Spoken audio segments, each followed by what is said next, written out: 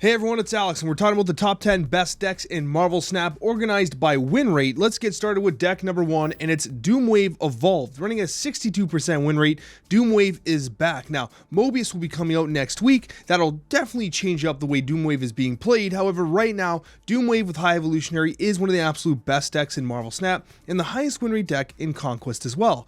This deck just has everything you need in terms of tech, in terms of capabilities of countering Loki with your wave play, but overall, it's just a damn good list. It works really well and quite frankly is the top of the meta. When we move on to the next deck, it is Shuri and Sauron. Shuri and Sauron has consistently been one of the top tier decks of the meta, and this deck is no exception. At a 59% win rate, it is definitely solid, and of course, one of the things that really attracts players to Shuri Sauron is that it's relatively inexpensive. This deck has no Series 4 or 5 cards, and is simply just a blast to play. It is relatively straightforward, but you're going to put up points and win games, and at the end of the day, that's what you're probably looking for.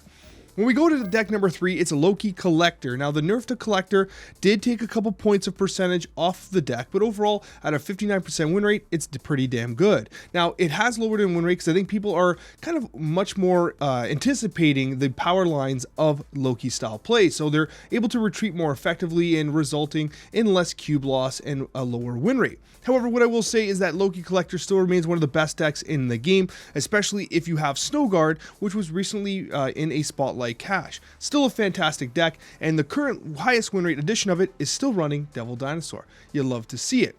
Going to deck number 4, it's Xenon. Xenon has been a staple of the meta for some time, and again, at a 59% win rate, it's for good reason. It's a damn good deck. It is the top win rate deck that utilizes Leech, one of the most hated cards in Marvel Snap, but a very effective counter in the current meta. The only problem is, in Conquest, if you're running something like Leech, a Loki player will dump their hand prior to you being able to leech them with effectiveness, but regardless, a really strong deck. It's the only deck in the current meta, at the top win rates of course, that has the magic and to the skip turn 6 style play for the turn 7 She-Hulk, and Infinite. So that's kind of the main crux of this deck, so you're going to want to protect magic however you can. And the fact that Legion isn't as popular as it used to be is definitely a major help there.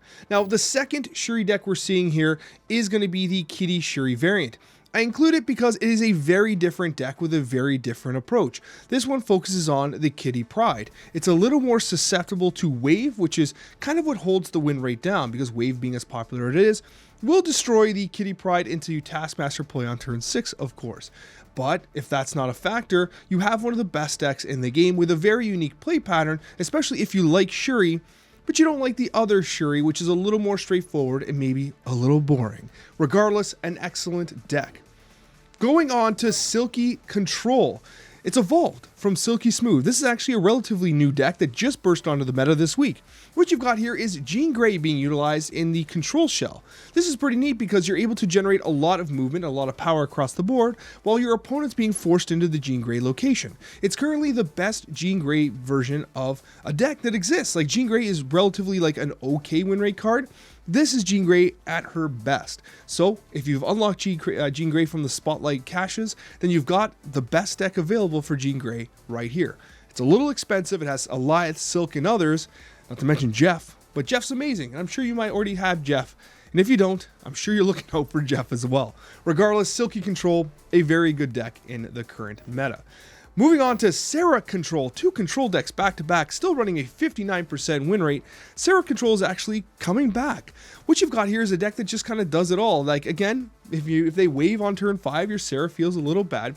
But outside of that, it's just a deck that kind of counters the meta. You have a lot of answers. People are playing collectors that get Shang-Chi'd. They're playing, actually, even with Ravonna, people testing Ravonna, they are playing the Darkhawk-based packages, and of course, Enchantress deals with that. You have the Killmonger. You just kind of control the pace of the game. What's amazing about this deck is it once again uses the Nova Killmonger package, which kind of was moved away from for some time in the meta. But once again, we've got Nova Killmonger, you got the Kitty Pryde Angela. You just have lots of power generation with this deck. 59% win rate, it's a damn solid one. Now, Galactus Ramp, I know, it's annoying, okay? But it still remains one of the best decks in the game at a 58% win rate. The version of this deck is a little different because it is running the Odin leader. Of course, you can wave into Galactus, and then you can Alioth, and then Odin the Alioth, and it's just completely broken and disgusting and completely uninteractive. And that's probably why people hate it. However, it's still a good deck. So if you're looking for a meta representation in this video, this is it. I know it's not a popular take, but this here is one of the decks of the current meta. Moving on here from Galactus Ramp, we have C5. Now, I've been loving C5. C5 has been an absolutely fantastic deck to play. It's been one of my favorite. And actually, what I'll say is I've been playing it on Twitch, and I would invite you to join us on Twitch TV. I'll have a link in the description down below. But Cerebro 5 has been a favorite of mine lately because it's just fun. Yes, it has Alioth, which can be a little tilting, but honestly, if you don't have Alioth, it's not that big a deal. Dr. Doom still represents a fantastic play in C5, and the pieces of this deck just work together wonderfully. It's a really strong deck, even if you don't actually pull Cerebro sometimes. So I really like C5. 58% win rate for a Cerebro list, you take it all day long. And then we get to the final deck of the week, Dracula Discard. Now, something I'll mention here is if you're not subscribed, perhaps you consider subscribing. It's a great way for me to be able to make sure that my videos at least hit your feed once a week or so. I do release videos every single day, but at least this one here where we do the meta update, I think it's really valuable for people. So subscribe if you're not subscribed already. Dracula Discard is a 57% win rate, so it's starting to get to the bottom of the win rates that are really exciting. Still above 55% is fantastic, but I don't think that people realize that Discard's doing this good.